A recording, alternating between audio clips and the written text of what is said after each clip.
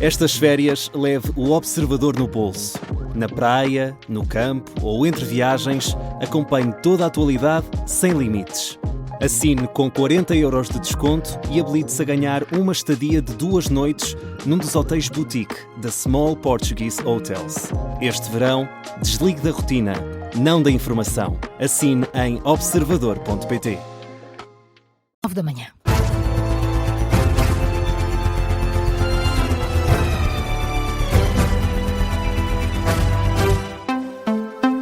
Começamos por Espanha, que aponta responsabilidades a Marrocos na entrada em massa de migrantes na cidade de Ceuta. O primeiro relatório das autoridades espanholas diz que houve facilitismos por parte de Rabat. É o que diz o primeiro relatório do governo espanhol sobre a crise de Ceuta, num documento que faz manchete esta manhã no jornal El País. É conhecido horas depois da primeira reação oficial do governo de Marrocos, que culpa as redes de tráfico de pessoas e a desinformação pelo caos criado em Ceuta. Desde quinta-feira que a entrada em massa de pessoas, sobretudo pelo mar, tem criado constrangimentos nos serviços públicos da cidade, que não têm capacidade para acolher tantas pessoas. Quanto a responsabilidades, Carlos Pedro, os serviços de informação espanhóis apontam para a responsabilidade de Rabat, ainda que de forma indireta. Os serviços de informação espanhóis consideram que as autoridades marroquinas não autorizaram a entrada em massa de migrantes em Ceuta, mas permitiram que ela acontecesse e tiraram proveito político da situação. Este primeiro relatório diz que tudo começou nas redes sociais, o que coincide com uma das razões identificadas pelo governo marroquino, a exploração mal intencionada do espaço digital com informações erradas nas redes sociais.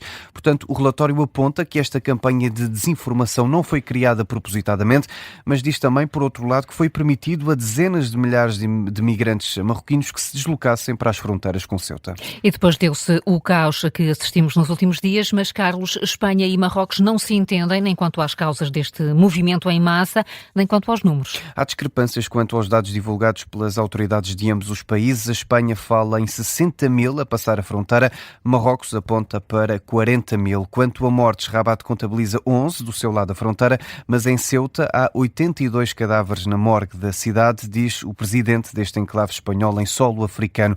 Os mal-entendidos são também de natureza política ou jurídica, neste caso sobre a aplicação de uma sentença do Supremo Tribunal de Espanha do início de julho.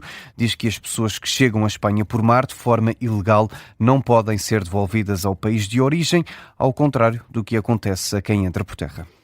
Carlos Pedro, com as últimas informações que chegam de Ceuta, os ministros da União Europeia vão, entretanto, reunir-se amanhã de emergência para discutir a crise migratória. Itália suspendeu temporariamente as regras do espaço Schengen com Espanha. A Dinamarca defendeu que a medida fosse alargada aos restantes países, algo que dividiu os Estados-membros. E, Carla, antes da chegada de milhares de imigrantes a Ceuta, circularam mensagens enganadoras nas redes sociais que davam conta de que a fronteira entre Marrocos e Espanha estaria aberta. E essas mensagens e publicações aliciaram milhares de pessoas, sobretudo jovens, a fazer a travessia marítima entre os dois países. É o relato que nos chega de Ceuta, da enviada especial do Observador, Inês André Figueiredo.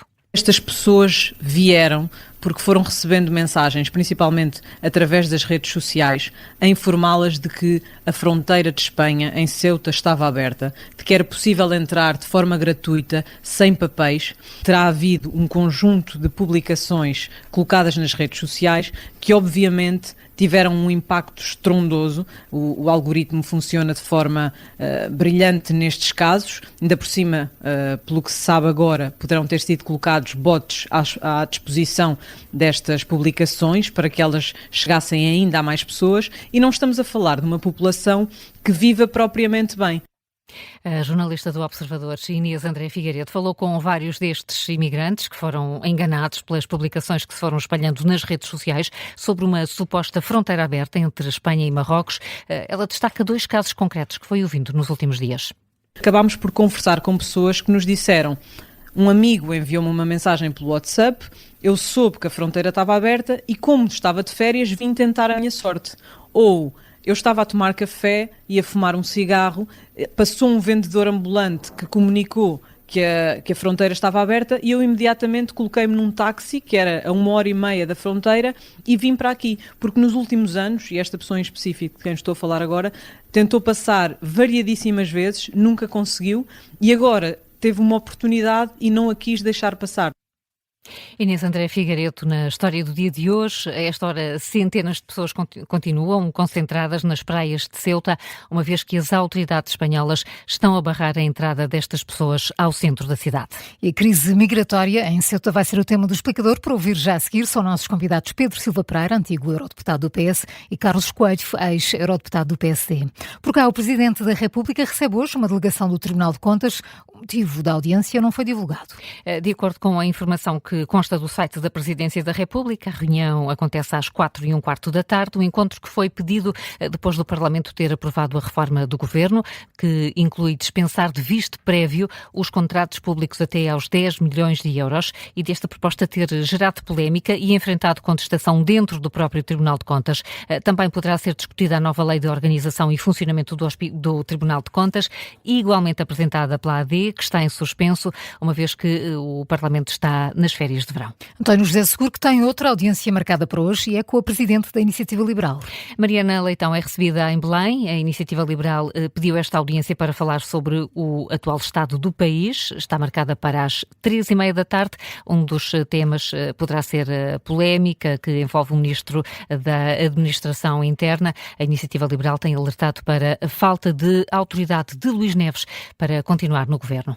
O Ministro da Educação volta hoje ao Parlamento e mais uma vez para responder sobre os problemas na correção dos exames nacionais. Fernando Alexandre participa na reunião da Comissão Permanente da Assembleia da República. Vai ser às 3 da tarde. Este debate foi convocado na sexta-feira em Conferência de Líderes a pedido do Partido Socialista. O Ministro da Educação vai assim mais uma vez ao Parlamento, numa altura em que a Missão Escola Pública continua a relatar problemas na correção dos exames. Este movimento diz que existem professores com relatos de falta de folhas de continuação. Por isso, a Missão Escola Pública diz que será muito difícil cumprir o prazo estabelecido para a divulgação dos resultados das reapreciações, que será na próxima sexta-feira. De lembrar também que há ainda alunos da primeira fase que não conhecem a nota que tiveram nos exames nacionais do secundário. Donald Trump anunciou que recomeçam hoje as negociações entre Estados Unidos e o Irão para pôr fim à guerra. O presidente norte-americano diz que por isso cancelou um ataque massivo que estava previsto para esta noite em território iraniano. O presidente norte-americano diz que foi convencido pelos países aliados do Golfo, como a Arábia Saudita, os Emirados Árabes Unidos e o Qatar, a não atacar. Trump garante que cancelou este ataque em larga escala que estava a preparar, de modo a poder retomar o diálogo com o Irão. Estávamos completamente preparados para avançar nesse momento. Ia ser um ataque massivo. Tínhamos tudo pronto, mas quando os nossos aliados nos pediram para cancelar, ficámos a pensar, bem, vamos ver. E a razão pela qual o pediram é porque acreditam que há um acordo sobre Hormuz, e depois haverá um acordo sobre a questão nuclear, ou se preferirem, sobre a desnuclearização do Irão. Eu chamo-lhe a desnuclearização do Irão. Uma versão contraditória que é revelada esta manhã pelo Irão. O ministro dos Negócios Estrangeiros diz que o país não está em negociações com os Estados Unidos e avisa também que não existe nenhum acordo para abrir o Estreito de Hormuz. Certo é que as declarações de Donald Trump mexeram com os mercados energéticos. O barril do petróleo Brent está esta manhã a ser negociado a cerca de $83. Na semana passada chegou a ultrapassar os 100. São agora 9:08, antes do explicador, Carla, que outras notícias há a destacar? A Ucrânia voltou a atacar esta noite várias zonas da península da Crimeia, ocupada pela Rússia, o que relata hoje a imprensa ucraniana. Terão sido atingidas infraestruturas energéticas. Não há, para já, registro de vítimas. Por cá, mais de 50 concelhos do interior norte e centro e do Algarve estão hoje em risco máximo de incêndio. A informação é do Instituto Português do Mar e da Atmosfera, que indica também um perigo muito elevado de incêndio em mais de 80 municípios de todo o país. Neste momento não há incêndios rurais ativos em Portugal continental. De acordo com as previsões do IPMA, para hoje está prevista uma ligeira descida das temperaturas, até com previsão de aguaceiros em algumas regiões do país.